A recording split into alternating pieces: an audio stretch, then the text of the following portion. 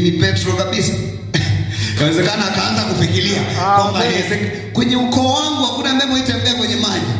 Tangu kuumbwa kwa ulimwengu hakuna ambaye alitembea juu ya maji. Watu walivuka kwenye bahari ya Shamu, lakini hawakutembea juu ya maji. Walipita, Bwana akafanya barabara baharini, ila sio kutembea juu ya maji. Amen. Pengine sayansi ya wapi? Bwana ije. Ilikuwa ni leo, msafa wa leo, Nyakyusa wa leo, mtu wa leo angesema wewe Theofiki, wewe Urosi. Angesema leo chawi. Kumbe kuna watu saikolojia zao leo, kuna mambo wanaona ni uchawi na sio nguvu ya Mungu, wanaona ni ushirikina na sio Mungu, kwamba wamewapa wachawi nafasi kubwa, na kweli wachawi wanachukua nafasi kubwa hata walionayo ndani yao hao watu. Amen. Bwana Yesu asifiwe. Amen. Bwana Yesu asifiwe. Amen. Nasema hivi, Biblia inazungumza ya kwamba kama Petro alitembea juu ya maji, akapiga ya kwanza, akapiga ya pili, jamaa akapata mashaka, akaanza kuzama. Alikuwa mjanja Yesu. Kwa sababu alijua kabisa kwamba pale akizama tu, kwa sababu Yesu ndo amemwita, amesema njoo. Sasa hivyo ona tu imani ikapotea, akaanza kuzama. Akaita Yesu. Hakuita Filipo, hakuita sijui Mathayo, sijui nani. Yesu. Lakini kwa sababu unasema kwa nini? Iko hivi, Petro na wenzake wakina Filipo, wakina nani, wale taaluma yao kubwa wao walikuwa ni kuvua, si ndio? Wavuvi wanajua kuogelea, si ndio? Asilimia kubwa wavuvi wanajua kuogelea. Amen. Sasa kwa nini Petro hakuita ndugu zake wataalamu wa kuogelea? Hata kama sikuwepo, kuna uwezekano alipoanza kuzama wenzake wangesema kielele kimekuponza. Tulikwambia wewe unaona watu wanatembea kwenye maji. Halo? Amen. Wangesema tulikwambia sisi. Kielele ungekufa. Watu kama wakosekanaji kwenye kundi. Bwana Yesu asifiwe sana. Watu kama wao kwenye kundi lolote hawakosekani. Nisaidie kusema kuona sawa sawa. Kuona sawa. Nisaidie kusema kuona sawa sawa. Kuona sawa sawa. Alipoona anazama, akafanikiwa kumuona Yesu, nisaidie. Yesu niokoe. Yesu akajiokolea kabisa. Haya. Toka. Kwa nini imani hapa? Kwa nini? Bwana Yesu asifiwe. Amen. Bwana Yesu asifiwe. Amen. Bwana Yesu asifiwe. Amen. Sasa macho ya mtu yanampa kuona vibaya. Natamani uondoke kuwa mtu anayeona vibaya. Ona Mungu wako akiwa yuko ndani yako, na Mungu wako akiwa yuko ndani yako, hakuna jambo lolote lililogumu kwako. Yote yanawezekana. Amen. Kwa sababu imani tulioamini sisi leo tunafanya mambo makubwa kuliko watu waliofanya wakina Petro, kuliko waliofanya wakina Paulo, kuliko waliofanya wakina Filipo. Leo utukufu wa mwisho utakuwa ni mkuu zaidi kuliko ule wa kwanza. Bwana Yesu asifiwe. Amen. Ikiwa Petro aliweza kukaa na Yesu, anamwona Yesu physically kabisa kwa macho ya damu na nyama, huyu hapa, na anagonga naye, safi brother, vipi mmekaje leo? Safi hivyo. Vipi mimi na wewe leo tulioamini tu pasipo kuona? Unafikiri kwa sawa na wale jamaa? Wale walikuwa wanauele, wamekaa na Yesu. Kwa hiyo wewe unayemwamini Yesu leo una nguvu kubwa, una uwezo mkubwa wa kufanya mambo makubwa, na ni ahadi ya Yesu mwenyewe kwamba tutafanya mambo makubwa kuliko ambaye amefanya yeye Yesu. Amen. Bwana Yesu asifiwe. Bwana Yesu asifiwe. Haleluya. Leo tunamuombea mtu yupo China na pepo linatoka Tanzania kupitia tu simu. Wewe wapi wakina Petro walihubiri, walimwambia mtu kwa simu? Wapi? Haleluya. Leo hii mtu yuko Norway bwana, anapigwa fire, tunatuma fire na mtu anafunguliwa kule kule. Wapi wakina Petro waliombea watu mbali? Wapi Yesu aliombea mtu wa namna hii? Kumbe viwango tulivyo navyo ni vikubwa. Kuna mambo ukibadilika ufahamu, kuna mambo ukabadilika ndani yako, unaweza kufanya mambo makubwa. Amen. Biblia inasema ipo nguvu itendayo kazi ndani yetu kwa kadri ya vile tuwazavyo na tuonavyo. Ipo nguvu. Hiyo nguvu hiyo inakaa ndani yetu. Yesu leo hakai kwenye jengo. Yesu anakaa ndani ya mtu. Amen. Haleluya. Amen. Yesu anakaa ndani ya mtu.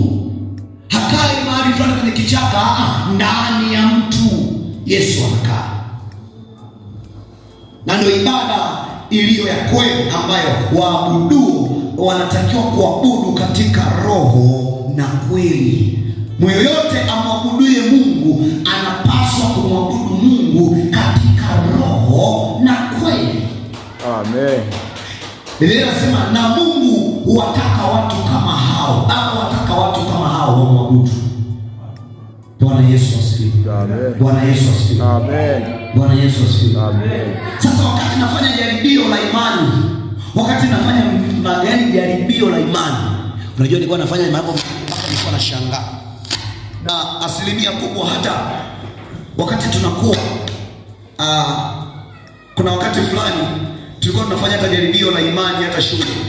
Nakuta tu umetoka tu umeaminishwa tu na jamaa yako kwamba sikiliza pale umeona hiki kijiti ukiweka kwenye sikio mwalimu akuchapi. Mwalimu hakuchapi. Na ukaenda huko kuta imekulipa ya kuchapa siku hiyo. Wewe weka kijiti, weka kijiti, weka. Hawezi sikuweka, ndio maana weka kijiti. Halo? Weka kijiti. Wale nyingine wanakuambia sikiliza. Leta na nini? Na sasa ile ileze wanafanya ile, kuna ile unakuta mko darasani, ile mnachoma, ile unaacha kusoma, unaanza kukisia. Unaandika hapa A, hapa B, hapa C, hapa D. Alafu sasa kikaratasi unakuwa unafanya unakizungurusha hapo, unafumba macho yani. Unafikiria ikienda kwenye C, jibu ni C. Ikienda kwenye A, jibu ni A. Sasa unakuta mtu ameenda imemlipa, kesho tena hivyo hivyo. Halo? Amen. Msingi wa imani ni kusikia. Halo? Imani nini maana yake? Maandiko yanasema ni kuwa na hakika ya mambo yatarajiwayo, si ndio? Kuyaweka bayana, kuyaweka dhahiri. Bwana Yesu asifiwe. Sasa kumbe ukisikia vibaya, ndani yako kuna imani inatengenezeka mbaya. Ukisikia sawa sawa, ndani yako inatengenezeka imani yenye macho ya kuona sawa sawa, kutokana na ulivyofanikiwa kusikia. Amen. Ukisikia Yesu anaponyaga tu miguu, basi umemwekea limit. Umeweka beli ya kwamba hapa ndo mwisho. Hapa ndo mwisho. Amen. Bwana Yesu asifiwe. Amen. Haleluya. Amen. Ukisikia kwamba Yesu anaponyaga tu homa, kwa hiyo hata wenye kansa ya ini, sijui wenye kansa ya nini, sijui wenye stroke, wenye uvimbe, wakija kwako utasema msiba sio kafa, usije mkafa, ndio hospitali. Ni matokeo ya kile umefanikiwa kusikia, kwa kimetengeneza msingi sawa sawa na ulivyosikia. Amen. Bwana Yesu asifiwe. Amen. Bwana Yesu asifiwe. Amen. Ni vigumu sana kubadilisha msingi wa jengo hili kutoka kuwa msingi wa mawe kuwa msingi wa matofali. Haiwezekani, never ever. Otherwise, bomoa, anza upya. Hai ukajenga nyumba yako msingi wa matofali, alafu unasema mawe yatokee, ni ngumu. Otherwise, bomoa matofali yako, jenga msingi wa mawe. Sasa ndivyo imani ilivyo, ndivyo imani ilivyo. Bwana Yesu asifiwe sana. Amen. Haleluya. Amen. Wengi wamemwamini Yesu katika mafungu, kwamba Yesu anafanya vitu fulani, vingine hawezi, vingine ni wachawi. Ndio maana kuna mtu ni mlokole mzuri, lakini anaamini kabisa kwamba kuna baadhi ya vitu hivi haiwezekani, ila hivi ndivyo walokole wanaweza. Ni kiwango chake cha imani. Bwana Yesu asifiwe. Ni kiwango chake cha imani, cha imani. Lakini kwake Yesu yote yanawezekana. Kwa shida, kama viwezekani kwako, kama vikuwezekana kwa babu yako, kama vikuwezekana kwa ndugu zako huko, sio kwa Yesu. Kwa shida haipo kwa Yesu, shida ipo kwetu. Haleluya. Amen. Haleluya. Amen. Mtumishi wa Mungu nampenda sana Mwamposa, anasemaga amini tu. Amini imeisha. Amini tu imeisha. Haleluya. Kwa sababu bila kuamini, hata akikuwekea maombi ya miguu mabandia ni kazi bure, hautafungua, haitakulipa. Bwana Yesu asifiwe sana. Amen. Bwana Yesu asifiwe sana. Amen. Bwana Yesu asifiwe sana. Amen. Bwana Yesu asifiwe sana. Kumbe mtaji ni kuamini, na huwezi kuamini pasipo kusikia vitu sahihi vitakavyoweza kufanya imani yako ikakuwa kubwa, imani yako ikaongezeka viwango na viwango.